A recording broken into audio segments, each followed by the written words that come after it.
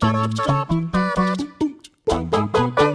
creation of even a totally average video game is a gargantuan feat of man-hours and perseverance, of pushing a boulder uphill for years before finally releasing it to the public. Just recently, The Last of Us Part 2 reaffirmed the mind-blowing level of polish a AAA project can aspire to, far above the general standards players expect from major blockbuster titles. But proving that budgets aren't everything, these 10 games were all brought to the market with shockingly developmental omissions which remain extremely puzzling, if not outright embarrassing, to this very day.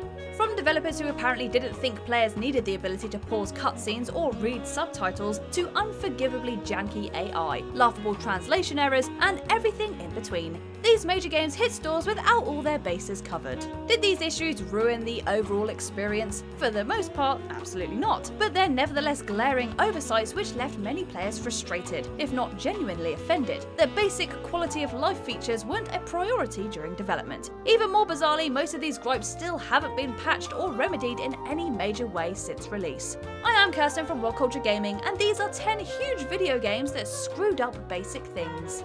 Number 10. Cutscenes can't be paused. Devil May Cry 5.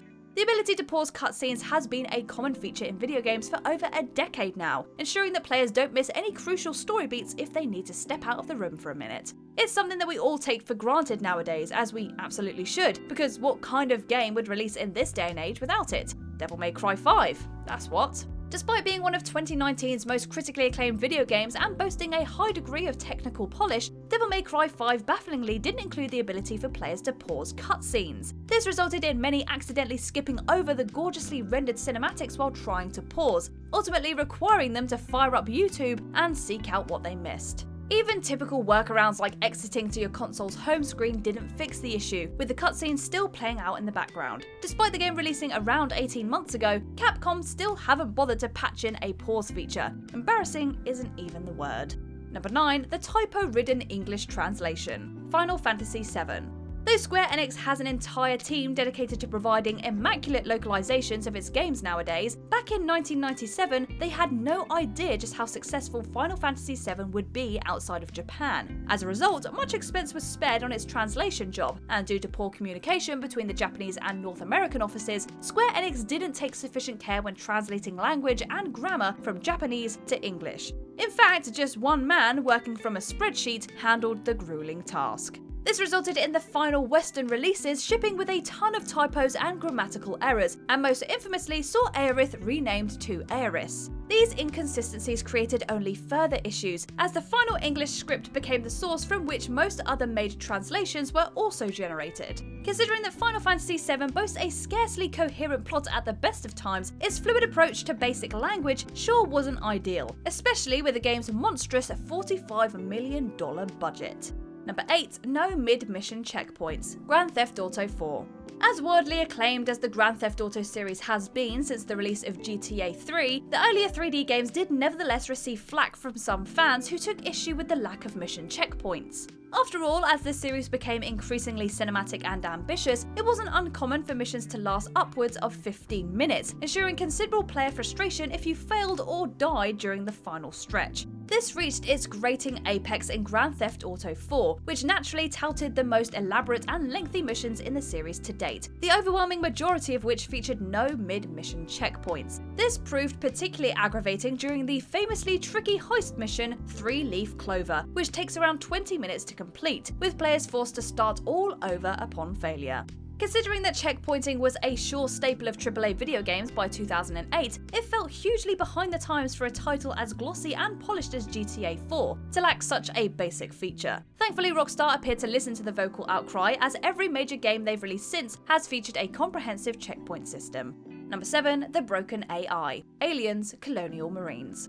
On paper, Aliens Colonial Marines had the potential to be one of the greatest video games ever based on a movie, with early gameplay footage suggesting a reverent, visually enticing follow-up to James Cameron's action horror masterpiece Aliens. Depressing it was, then, that the end result was ultimately a joyless, low-effort mess of dull, repetitive gameplay, harmed most egregiously by the game's hilariously terrible AI routines. Shortly after its release, a ton of hysterical GIFs and videos did the rounds online, demonstrating both how easy it was to skirt unhurt by the xenomorphs, and how frequently the supposedly terrifying aliens would get caught in the environment and start dancing as a result. AI generally only draws attention to itself whether it's really good, such as The Last of Us Part 2, or really bad. Considering how most AAA games can pull off at least basically passable enemy programming, this was shambolic for a major studio release based on a huge pop culture IP. To make matters even worse, it was discovered more than 5 years later that the bunk AI was due to a single typo in the game's code. It was consequently fixed by a modder because Gearbox Software clearly stopped caring about the game the second it shipped. Number 6. The terrible game over system, Crash Bandicoot. As the release of Crash Bandicoot N. Sane Trilogy reminded us a few years ago, the original Crash is an indecently difficult game, defined by absurdly imprecise hitboxes and infuriatingly floaty controls. As a result, you're going to die. A lot. Which would have been quite so frustrating were it not for the game's pointlessly archaic live system. On some of Crash Bandicoot's tougher levels, it's perfectly possible to lose dozens of lives before making it to the end, and so if you're not sufficiently stocked up, you'll eventually hit 0 and end up at the game over screen. To make matters worse, the game will then revive you with just 4 lives, basically forcing players to grind their way through previously completed levels in order to hoover up a decent stockpile of lives. It becomes tedious, busy work in a game that's already immensely challenging and just encourages players to create alternate save files filled to the brim with lives. Thankfully, this wasn't so much of an issue in the sequels, which boasted a far more balanced degree of difficulty and invited only the occasional game over at most. Number 5. No matchmaking for specific missions, Ghost-RECON BREAKPOINT. On paper, Tom Clancy's Ghost Recon Breakpoint had all the potential to be another reliably entertaining squad-based multiplayer shooter, not unlike The Division. And while it was ultimately both aggressively generic and released in a blatantly unfinished state, what killed the game outright was its boneheaded fatal flaw, a worst of class matchmaking system. The big issue is that Breakpoint doesn't even allow players to matchmake for specific missions, instead randomly throwing them into any old story mission regardless of the player's own progress. The matchmaking is atrocious for anyone actually trying to experience Breakpoint as a piece of storytelling, unless you're prepared to venture onto Ubisoft's own forums to recruit players. There's far more effort than paying customers should ever need to make, especially considering that Ubisoft's own The Division 2 delivered a perfectly functional matchmaking system, which this game clearly should have closely imitated. With such a piss-poor excuse for online play, even Breakpoint's relatively decent shooting fundamentals were rendered mostly inert for anyone not playing with friends.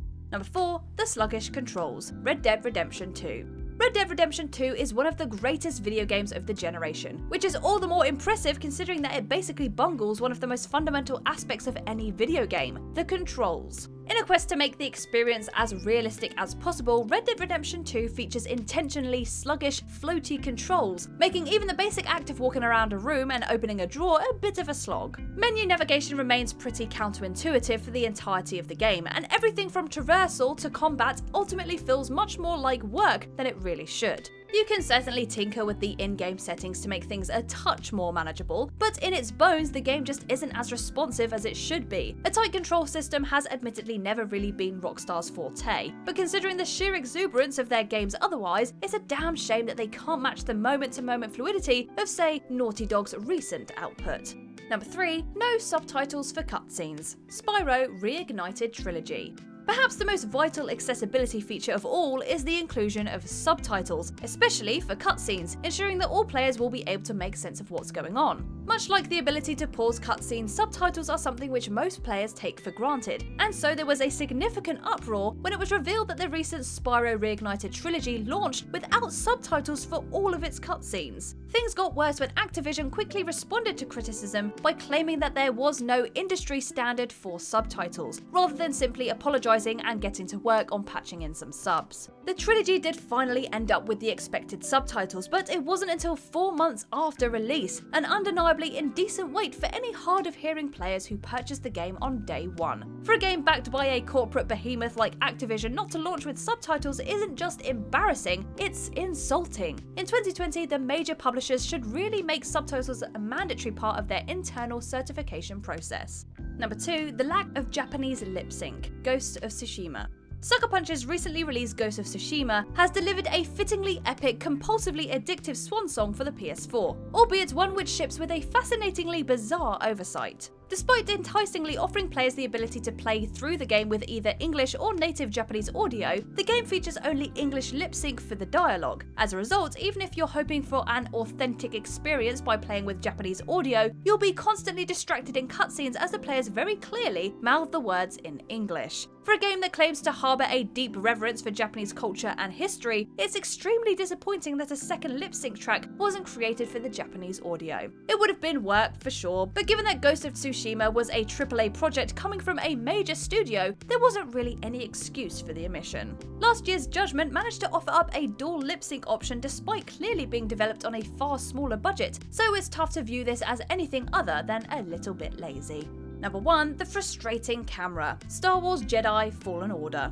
An aspect that a surprisingly large number of action-adventure games struggle with is their camera, and none more egregiously in recent times than Star Wars Jedi Fallen Order. As entertaining as the game absolutely is, it's also harangued by a painfully inconsistent camera, ensuring that close-quarters battles see players fighting not only their adversary but also the camera itself. Getting killed because the camera isn't giving you sufficient coverage of the surrounding area never ceases to irritate, especially as death results in players having to fight their way back through a fleet of respawned enemies.